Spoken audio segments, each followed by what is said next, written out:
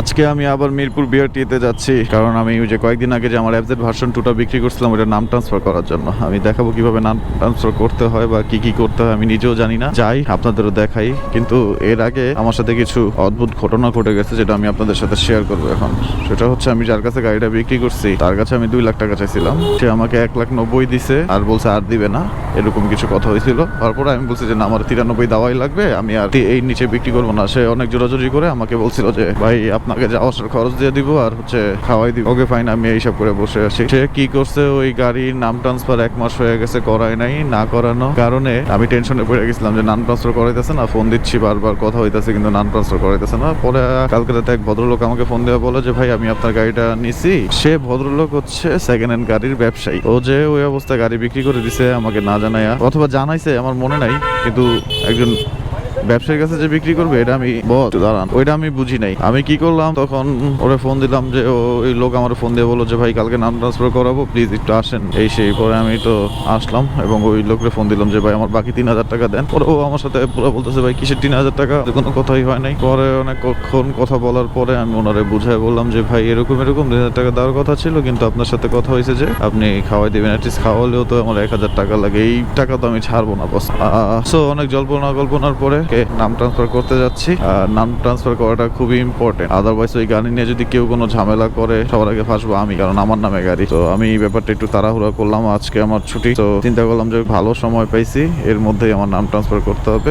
এর মধ্যে নাম ট্রান্সফার না করতে পারলে আর কবে করতে হবে আমি নিজেও বলতে পারবো না। যাই মিরপুর বিআরটিতে।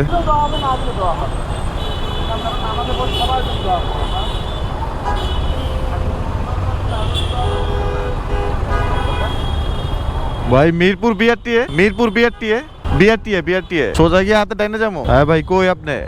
হ্যাঁ ভাই ওই যে ইসের মধ্যে ভিতরে বিআরটির ভিতরে। আচ্ছা ঠিক আছে ভাই, সামনেটা দিয়া। আচ্ছা মিরপুর বিআরটির ওই রোডটা বন্ধ, ওই পাশ দিয়ে ঢুকতে দেয় না, তাই এই গলি দিয়ে আপাতত ঢুকতে হইতেছে। এই রোডটা ঠিক হয়ে গেলে মানে ওই রোডটা দিয়ে ঢোকা যাবে। লোকরে ফোন দিলাম, উনি ভিতরেই আছে।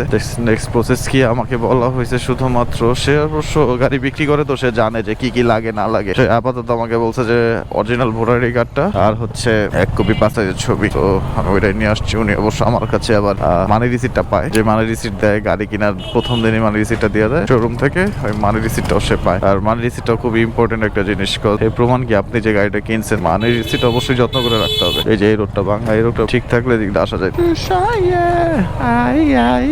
ফিঙ্গার না ভাই, নাম ট্রান্সফার জানি না, মনে হয় বিক্রেতা লোক আছে। আমি মসজিদ MBBS কত নম্বর রুমে?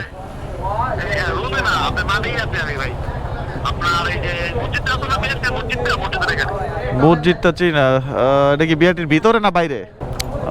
যেখানে মালিকানা পরিবর্তন হয় সে হইলো এখানে একটা জায়গা পাইছি গাড়ি রাখার, ইমার্জেন্সি বস একটু বাকি। বিআরটিএ হোক, যতই পুলিশ প্রোটোকল হোক, যত কিছুই হোক, আপনার সাবধানতা আপনার কাছে। আমার তো এই জায়গায় ভয় বেশি আরো।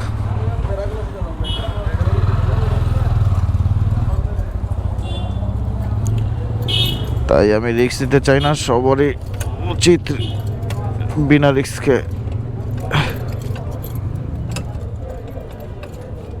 কাজ করতে।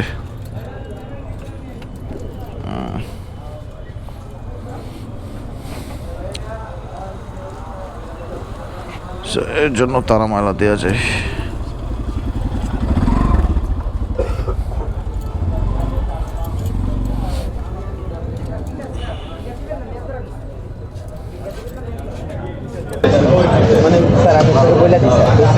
এই সকল চন্দ্রদাস আপনার নামে কোনো স্যার আমি করে দিব স্যার।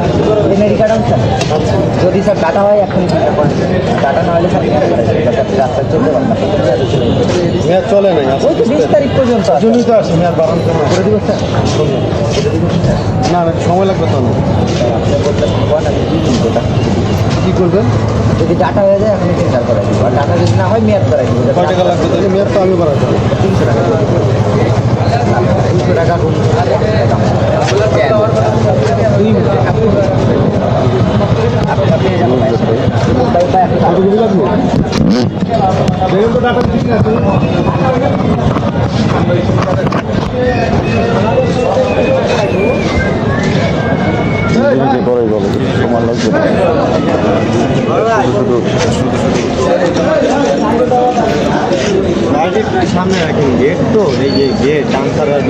বেশিক্ষণ লাগবে বেশিক্ষণ লাগবে না গাই সময় লাগবে গাছ এবার চিল্লা চিল্লি বেশিক্ষণ লাগবে ও বলছে 12টার ভিতর বেরোবে মসজিদটা কই মসজিদটা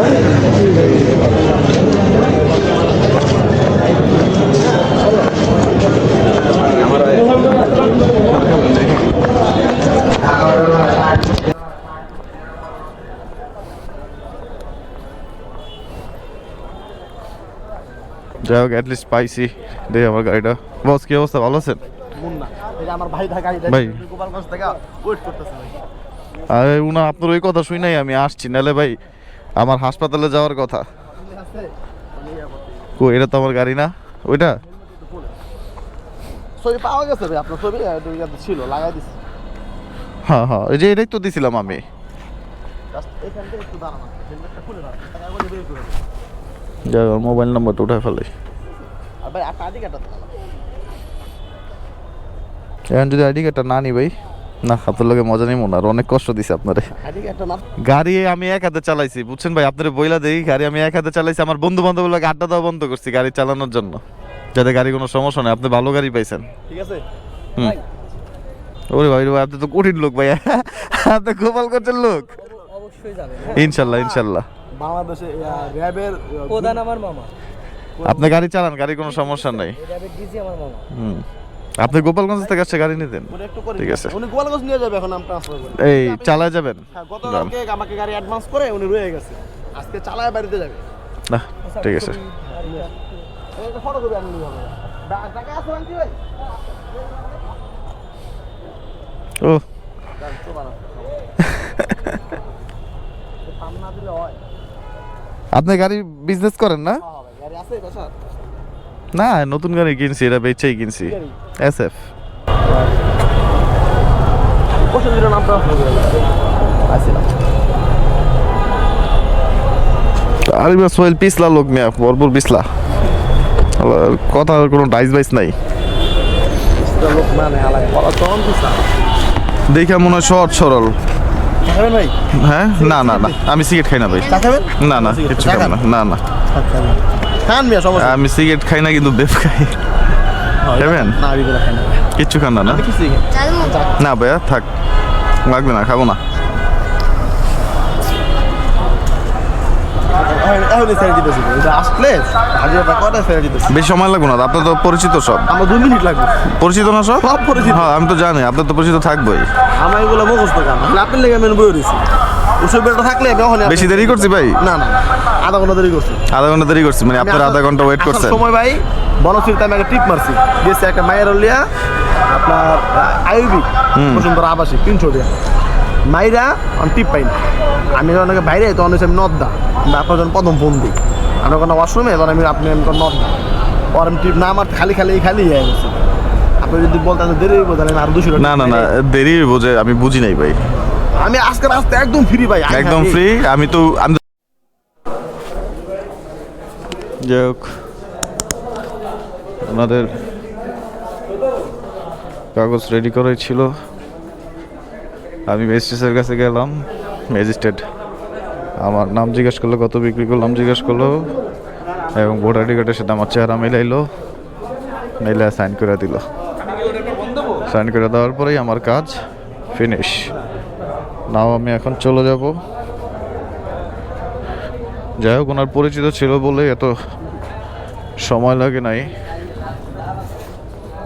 না হইলে আজকে আমার সারাদিনই যাইতো এখন সবাই আমি একটা রিকোয়েস্ট করবো আমি যা বুঝলাম কখনো দয়া করে ইউজড গাড়ি কোনো বিক্রেতার কাছ থেকে কিনবেন না ইউজ গাড়ি সবসময় সরাসরি কিনা ভালো বিক্রেতারা খুবই ঝামেলা করে আমি বেচছি 1,93,000 টাকা ও যদি খরচও কইরা থাকে 2,000 টাকা খরচ করছে গাড়ির পিছনে তাও এখনও বল রেসার চেঞ্জ করে নাই আমার গাড়ির ওই গাড়ির বল রেসারটা ঝামেলা ছিল বল রেসার চেঞ্জ করে নাই ক্লাচ প্লেট বদলাই নাই লোকটারে একটা কষ্ট দিবে যে কিনছে কিন্তু আমি যার কাছে বিক্রি করছি ওটা আমি সব কিছু বইলাই দিছি ভাই এই সমস্যা আপনি এগুলো ঠিক করে নিয়েন সর্বোচ্চ গেলে 2-3 হাজার টাকা খরচ হবে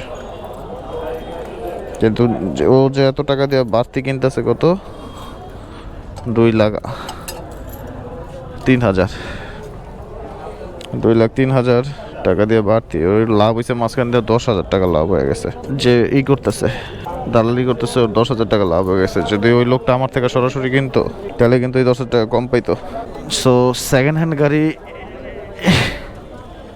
দোকান থেকে না কেনাই উচিত আর ওরা যেভাবে সেকেন্ড হ্যান্ড গাড়ি বিক্রি করে ওই পলিশ টলিশ কইরা আপনার চোখের সামনে দেখা যায় অনেক জোস কিন্তু সেকেন্ড হ্যান্ড গাড়ির যে কী সমস্যা হয় এটা তো ওরা জীবনও বলবো না বিক্রির জন্য কারণ ওরা অনেক টাকা বাড়ায় বিক্রি করে যেটা 5,000 টাকা খরচ করে পলিশ করার লেগে গাড়িটারে দেখি কারণ ও আমার যে কাহিনী বললো যে আমি এই করছি যেমন ওর কাছে বিক্রি করার সময় ক্লাচ প্লেট দেখাইলো খুবই বাজে অবস্থা ক্লাচ প্লেটের এটাও ঠিক করায় নাই তারপরে বল রেসারটাও চেঞ্জ করায় নাই যেটা ওর নিজের ঠিক করার কথা ছিল আমারও বইলা নিয়ে গেছে যে ও চালাবে কিন্তু এক ব্যবসায়ীর কাছে 1,93,191 বিক্রি করছে 1,91 বিক্রি করছে আর ওর কাছে বিক্রি করছে দোকানদারের কাছে মানে যে ব্যবসা করে ব্যবসায়ীর কাছে এবং ওই ব্যবসায়ী ওটা 2,01,000 টাকা 1 লাখ টাকা বিক্রি করছে যেটা ওর সাথে অমানবিক আচরণ করছে ওর ওইটার পিছনে এখনো 5-6 হাজার টাকা খরচ আছে তাহলে ও 2,10,000 দিয়ে এই গাড়িটা কিনে আর আমার বলে কি যে আপনি কত চালাইছেন আমি বললাম যে ভাই আমি চালাইছি হলো 13,000 কিলো তাহলে ওরা আরো 1,000 চালাইছে টোটাল ধরলাম 14,000 কিলো কমাই ধরলাম একটু 14,000 কিলো